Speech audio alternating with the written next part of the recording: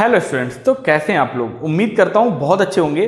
तो last class में हम लोगों ने बात की थी कि किस तरीके से बाबर की गंदी नज़र भारत की पवित्र भूमि पर पड़ी। बाबर ने किस तरीके से भारत में आक्रमण किया और किस तरीके से बाबर ने सियालकोट पर अपना अधिकार जमाया। अभी तक अगर आपने वो वीडियो नहीं देखा है तो पहले जाकर वो वीडियो देख लीजिए, फिर हम आगे चर्चा करते हैं। देखिए, बाबर ने सियालकोट में अपना अधिकार जमा लिया था।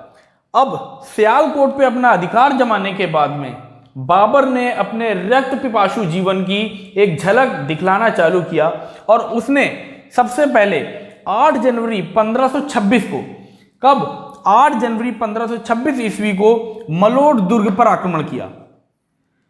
बाबर ने 8 जनवरी 1526 में मलोट दुर्ग पर आक्रमण किया और जैसे ही ये मलोट दुर्ग में अंदर पहुंचा तो इसे एक विशाल पुस्तकालय, मलोट दुर्ग के अंदर एक विशाल पुस्तकालय दिखा। इसने उस पुस्तकालय में आग लगवा दी। ऐसा हमको बहुत बार देखने को मिलेगा, बहुत बार ऐसा पढ़ने को मिलेगा कि जैसे ये मुगल आक्रांता भारत में आए, इन्होंने सबसे पहले भारत के गुरुकुल और भारत के जितने भी पुस्तकालय थे उस पर अपना हमला किया और उसको तहस नहस कर दिया। देखो, इसका एक कारण यह भी है कि जिस जगह से वो लोग आए थे वहां पर शिक्षा का, ज्ञान का कोई भी महत्व नहीं था। लेकिन उस समय भी भारत में बहुत सारे गुरुकुल चला करते थे और भारत में ज्ञान की गंगा बहा करती थी। एक राजा थे, राजा विक्रम, जो कि इब्राहिम लोदी की तरफ से बाबर से युद्ध कर रहे थे।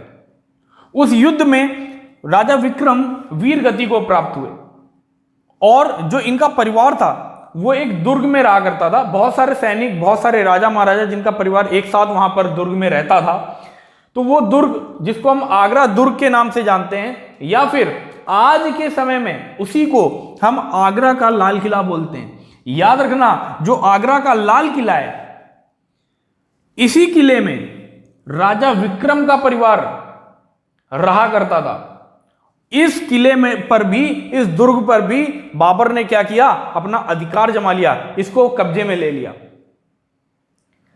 और एक बात आपको और बताते हैं कि अगर इतिहासकारों की माने तो जो ये आज का लाल किला है, आगरा का जो आज का लाल किला है, उसको बादलगढ़ का किला भी बोला जाता था। यही बादलगढ़ का किला है जिसे एक हिंदू राजा बादल सिंह जी ने बनवाया था और उन्हीं के नाम पर इसका नाम बादलगढ़ रखा गया। बहुत सारे लोगों ने हो सकता है इसके बारे में सुना भी हो। तो जो आज का आगरा का लाल किला है, जो हमको बताया जाता है ना कि इन्होंने बनवाया, उन्होंने बनवाया, याद रखना कि जो आज का आगरा का लाल किला है उसको बादलगढ़ बोला जाता है और बादलगढ़ को राजा बादल सिंह जी ने बनवाया था। यह बात बहुत ध्यान रखने की है। अब धीमे धीमे क्या हुआ कि 21 अप्रैल 1526 को बाबर का इब्राहिम से युद्ध चल रहा था और बाबर ने इब्राहिम लोदी को परास्त कर दिया। 21 अप्रैल 1526 को इब्राहिम लोदी को बाबर ने परास्त कर दिया और फिर इसके कदम आगरा की तरफ बढ़ते चले गए और पूरे आगरा में इसने 10 मई 1526 ईस्वी को, याद रखना है 10 मई 1526 ईस्वी पर इसने क्या किया, पूरे आगरा में कब्जा कर लिया, पूरे आगरा में अपना अधिकार जमा लिया। अब इसने इब्राहिम लोदी जिस जगह पर रहता था, इब्राहिम लोदी जिस भवन में रहता था, उस भवन पे भी कब्जा किया। अब सबसे बड़ी बात यह है कि ये जो इब्राहिम लोदी है ये किस भवन में रहता था, कहां रहता था ये, तो इसके बारे में बाबर खुद बोलता है। बहुत ध्यान से सुनने की बात है। इसके बारे में बाबर खुद बोलता है। क्या बोलता है कि ईद के कुछ दिन पश्चात एक भव्य भोज समारोह 11 जुलाई 1526 ऐसे विशाल कक्ष में हुआ जो पाषाण खंभों की स्तंभ पंक्ति से सुसज्जित है। यह बाबर बोल रहा है। और इतिहासकारों की माने, अगर आपने पियन ओक का नाम सुना होगा, और इतिहासकारों की माने तो यह भवन कौन सा है, आज का जो ताजमहल है, ये उसी भवन की बात हो रही है कि ये यमुना नदी के किनारे स्थित एक विशाल कक्ष था जहां पर ईद के पश्चात क्या किया गया था, एक भोज समारोह रखा गया था। किसके द्वारा? बाबर के द्वारा, जिसे आज वो ताजमहल जिसे आज शाहजहां द्वारा निर्मित बताया जाता है, वो बाबर ने जब यहां पर कब्जा किया, बाबर जब आगरा में आया उस समय भी मौजूद था और वहां पर इब्राहिम लोदी और उसका परिवार रहा करता था। बहुत बड़ी बात है और हमें अपने इतिहास को जानने की, समझने की बहुत ज़्यादा आवश्यकता है। हम इतिहास को पढ़ना नहीं चाहते, इतिहास हमें पढ़ना चाहिए और सही इतिहास को पढ़ना चाहिए।